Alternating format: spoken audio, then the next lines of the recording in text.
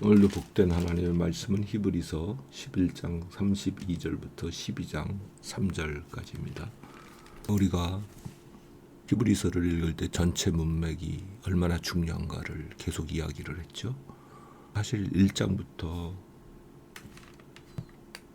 10장 25절까지는 그리스도께서 땅에 있는 성소가 아니라 하늘에 있는 영원한 성소에서 자기의 피로 완전한 제사를 드리셨다. 그래서 우리가 하나님 앞에 아무런 거리낌도 없이 온전케 되어 나아갈 수 있다. 그 얘기를 아주 자세하게 그림 언어를 가지고 설명해 준 것이거든요.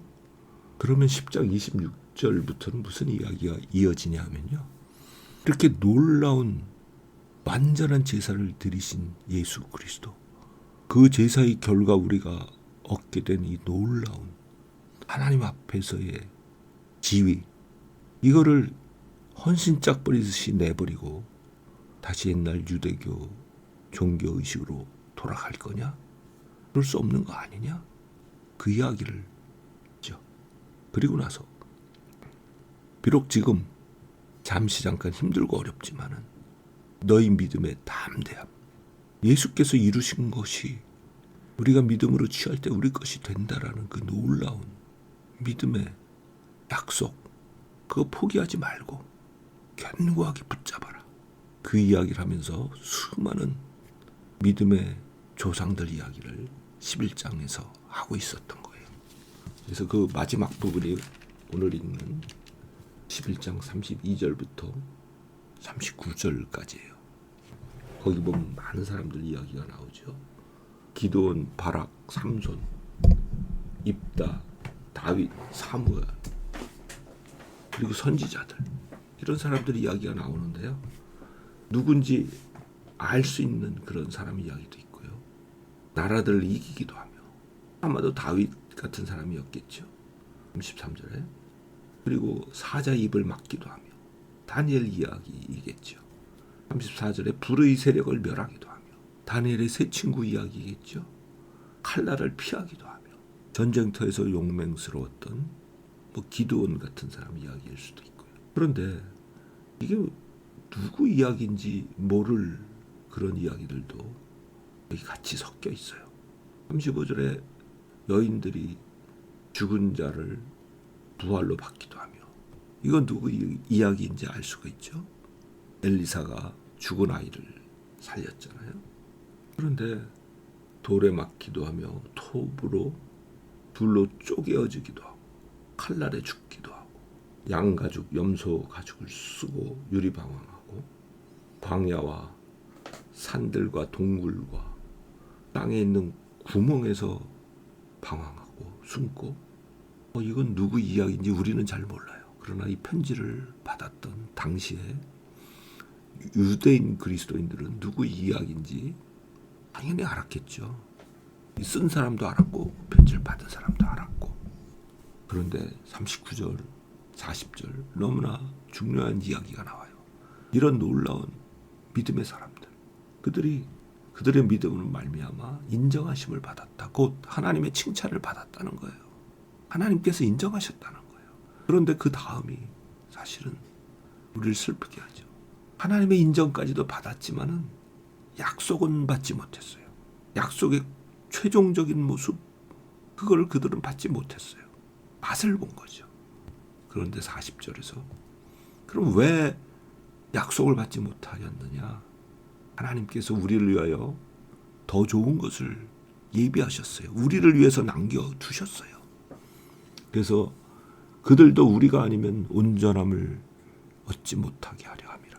즉 우리의 때에 예수께서 십자가에 죽고 부활하심으로 우리가 누리게 되는 이 놀라운 실현된 약속, 그것에 그들은 온전히 참여하지는 못했던 거라는 거죠. 그런데 우리가 예수로 말미암아 이것을 받을 때 그들도 우리와 함께 온전해지겠죠. 즉 그들도 우리가 예수로 말미암아 누리는 그 놀라운 약속의 실현을 다 받게 되었다. 물론 그들은 이 땅에서 받지는 못하였죠. 그러나 영원한 하나님의 나라에서 예수께서 우리를 위하여 이루신 그 놀라운 약속의 시련을 우리처럼 그들도 받아서 이미 누리고 있는 거죠. 그래서 12장 1절부터 3절까지는 우리에게 이렇게 격려하죠. 이렇게 많은 허다한 증인들이 있지 않느냐. 구름대와 같이 우리를 둘러싸고 있지 않느냐. 그들이 하나님의 약속을 이 땅에서 맛보기로 보았던 모든 과정. 그들이 우리에게 증인인 거죠. 하나님의 약속은 분명히 살아있고 주어진다. 실현된다. 그런 증인들이 있으니까 우리는 우리의 눈을 예수께 고정하자. 12장 2절에 그렇게 이야기하죠. 그런데 놀라운 이야기가 있어요. 그 예수님을 뭐라고 지금 소개를 하냐면요. 믿음의 주, 그리고 믿음을 온전케 하시는 분. 자, 이게 무슨 이야기일까요? 믿음의 주다. 믿음을 온전케 하시는 분이다. 예수님 자신이요. 믿음의 샘플인 거예요.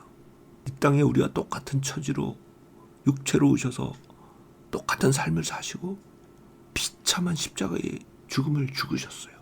그러나 그 모든 과정을 예수께서는 믿음으로 사셨고 마지막 십자가에 달리시기 전까지 그는 죽음에서 건짐받을 것에 대한 흔들림 없는 믿음을 가지고 아버지께 기도하셨어요. 그 결과 어떻게 됐어요? 그가 죽음에서 일으키심을 입었고 영원한 영광의 보좌 우편에 앉히심을 입었어요. 그 과정에서 그는 온갖 수치와 부끄러움을 당하셨지만 그것을 개의치 아니하셨다. 2절 뒷부분에 나오죠. 그 예수님이 바로 우리의 믿음의 샘플이고 믿음을 온전케 하시는 분이다. 보통 예수님을 우리가 따라야 될 도덕의 모범이고 모델이다 이렇게 얘기하는 사람도 있는데 그거 틀린 이야기예요. 예수님은 우리의 믿음의 모범이에요. 우리가 그 모범을 따를 때 우리도 예수께서 온전히 믿음의 결과를 부활로 받으셨던 것처럼 위엄의 우편보좌에 앉으셨던 것처럼 우리도 그 믿음의 결국 즉 놀라운 약속의 실현을 맛보게 된다. 온전히 그런 믿음의 샘플이시라고요. 우리가 우리의 믿음의 모범, 믿음의 샘플 되시는 예수께 우리의 모든 시선을 집중하고 흔들리지 않는 믿음으로 오늘도 걷는 복된 하루 되기를 바랍니다. 아멘.